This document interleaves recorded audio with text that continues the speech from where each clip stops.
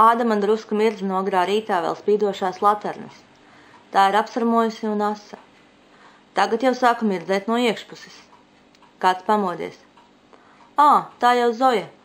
Pelēk rūtainā halātā šļūc uz vannas istabu. Pakar halātu uz vaģu. Nomet čības, iekāp vannā un ļauj vēsajam ūdenim līdparsām kuslajām miesām. Viņa domā, ka kļūdas. Pa vienai atveras visas manas acis. Tagad es redzu visu, kas ir manī un man apkārt.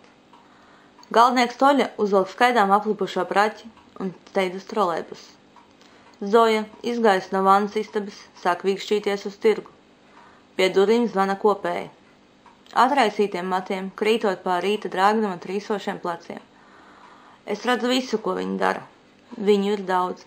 Redzu, kā viņi guļ, ēd, strīdas, mīl, strādā, atpūšas, kā mirst. Viņi ir tik īslaicīgi salīdzinot ar mani. Šodien paredzēto padomāšu, lai rītdien paskatītos vēl, lai paskatītos dziļāk. Un kā jau es teicu,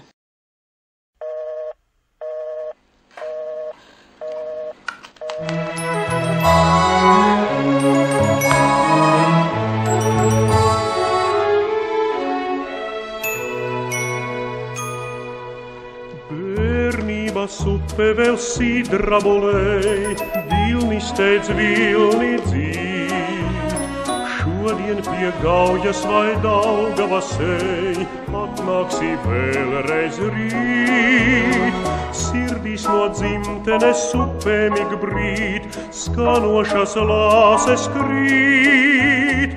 Ūdeņu balsīm vasaras sauc, iesēdies laivā un brauc. Ūdeņu balsīm vasaras sauc, iesēdies laivā un brauc.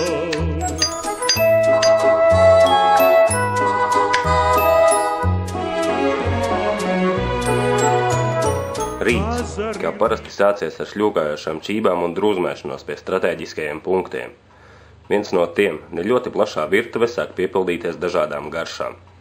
Starp tām ir gan īgnuma, gan skaudības garša.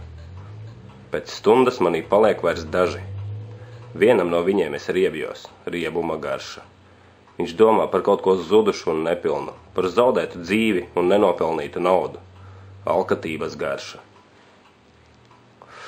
Citai nav domu, viņa ir kopēja, bezspēcības garša.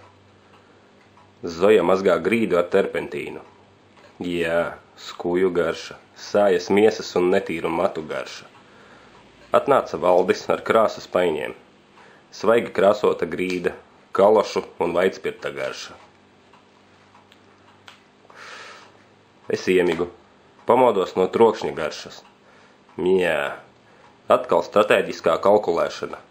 Man pilna mute putekļu, mitru mēteļu, piesmakušu zābaku, steigas, rosības un kņadas garša. Bet tik dažāda.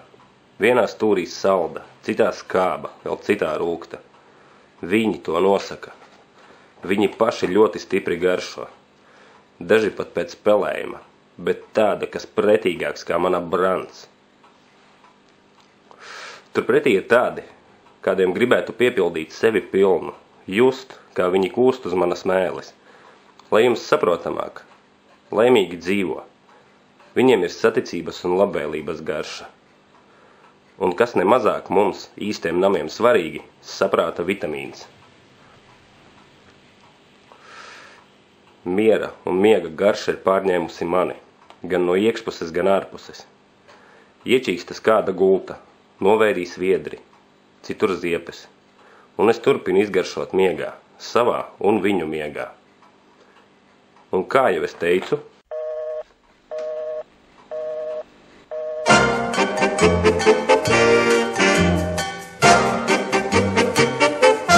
kas to zin, kura paralēlē mīti, vai tu austrumu vai dienvidu zemju zēns, bet varbūt pretī nāksi jau rītu, tepat Rīgas ielās zīlacaims un lēns.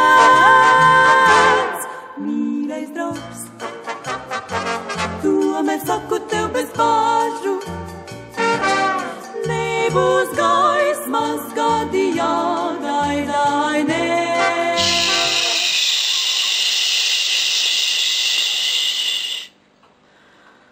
uz pārnes čurks speķis ar sīpoliem.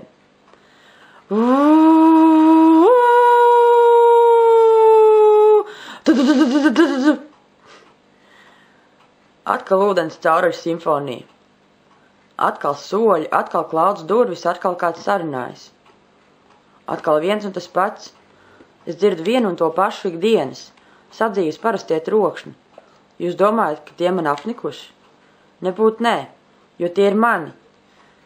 Tie, lai arī vienmuļi, ir īpaši, katrs ar ko savu. Katru rītu brokastu ola cepas ar citu melodiju.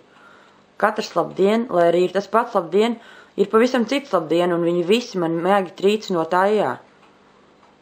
Dažreiz arī masē, kad cienāk liet zurbis un vīru zāģē mājasēmniec.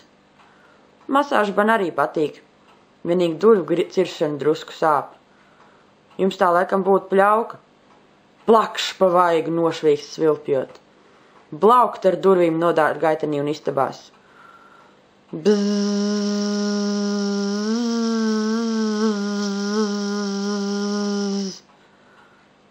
Mušas.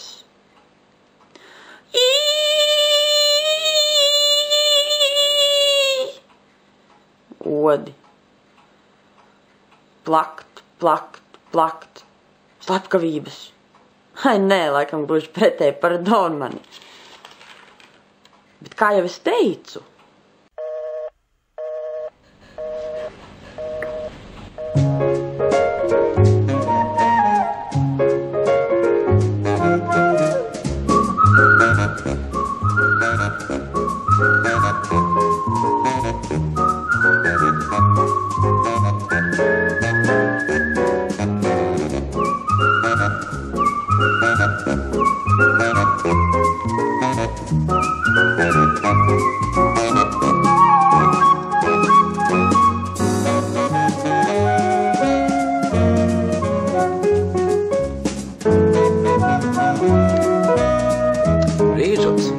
solis pieskarās manām grīdām, es jūtu savus sirdspuksts. Tos caurstrāvā man iemītnieka īslaicīgums. Reizēm viņi ir tik trausli, maigi, pat glumi, tik neaizsargāti. Man nav maiguma, ko tiem sniegt. Es varu just, bet īsti nevaru sniegt neko viņiem. Var sniegt vienīgais patvērumu un siltumu. Šķiet tikai tāpēc esmu viņiem vajadzīgs. Viņi paši piepilda mani dažādām sajūtām. Šobrīd tā ir māju sajūta. Vēl ir jūtas. Jūs domājat, ka namam to nav? Es bieži raudu, citreiz arī smejos. Reizēm cilvēki man kutina. Arī šodien Koļa mani kutināja. Viņš krāsoja grīdu, bet Zoja vakar glaudīja. Lupatai laizot gan netīrās grīdas, gan virtuves sienas, kā kaķis, kas mazgājas. Liesmas sāp, bet esmu izturīgs. Vējš, sniegs un lietus man nekaitē. Ja no iekšpuses kāds silda un rūpējās par manu garīgo komfortu. Tas ir jumtu. Bet jums, cilvēkiem, tas ir tieši tāpat. Jums ir jāpazīst šī sajūta. Paiet var ar darbu, bet var arī ar attieksmi. Kāda tad ir mana attieksme? Esmu atvērts un brīvs, bet, kā jau es teicu,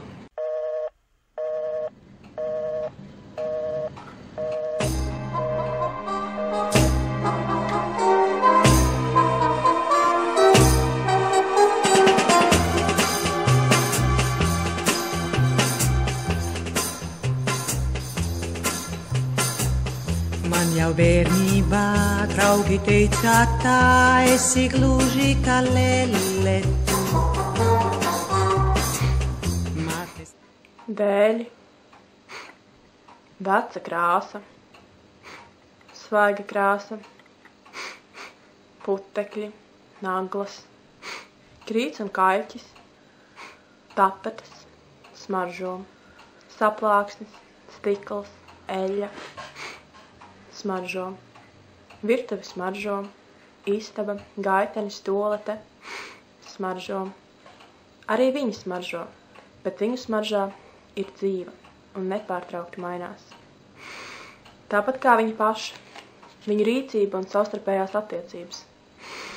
Attiecības smaržo, saruna, darbs, mīlēšanās, dziedāšana, strīds, rūpes, smaržo, naids, skaudība, dusmas, augstprātība. Smirt? Nē, smaržo. Atnākus kopēji pie kundzes bez domām. Līdz ar istabas durvju pavēršanos manu gaiteni pārņem zāļu un vecuma smarža. Mājās pārnāk Valdis un smaržo pēc koka, skaidām un sviedriem. Citreiz arī pēc lakas. Zoja pa dienu bija tirgū un piesmaržoja mani pilnu.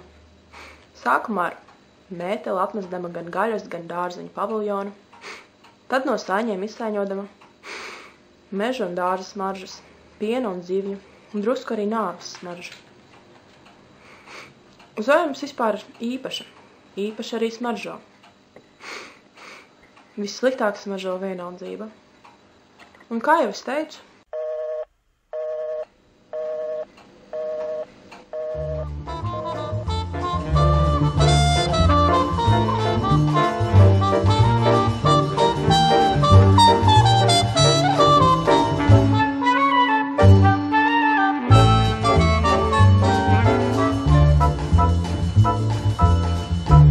kuģiem ar dievas mēs saucam, ne tā kā mājot vilcieniem, jo jūru ūdens gaitā gausā